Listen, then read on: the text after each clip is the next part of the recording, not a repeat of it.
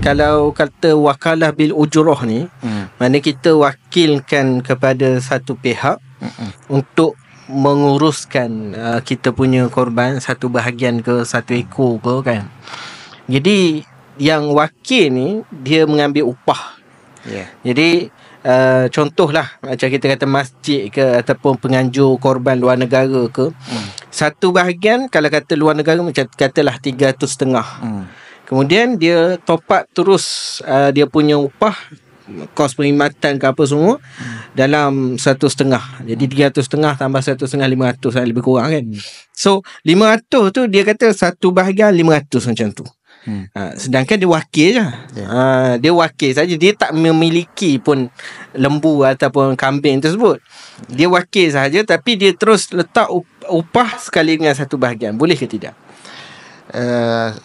Bagus, soalan yang sangat menarik sebenarnya. Sebab dia masalah detail jugalah tentang membezakan di antara ujrah, di antara korban itu sendiri.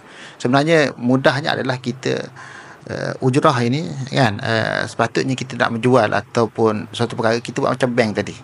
Kan, dia beli, kita untung tu kita ambil lah. Kan, tak ada masalah. Contohnya saya nak korban tahun ni, tak sebut pun ujrah tu. Ujrah tu sebenarnya tak perlu pun nak kita berakad kata saya sebahagian untuk ujrah, tak perlu pun sebenarnya. Sebab kita nak ambil untung atas kita menjual binatang korban tadi. Contoh saya nak beli binatang korban, harga dia 400.5. Jadi kita nak untung biasa. Takkanlah kita nak jual tak ada untung. Tak masuk akal.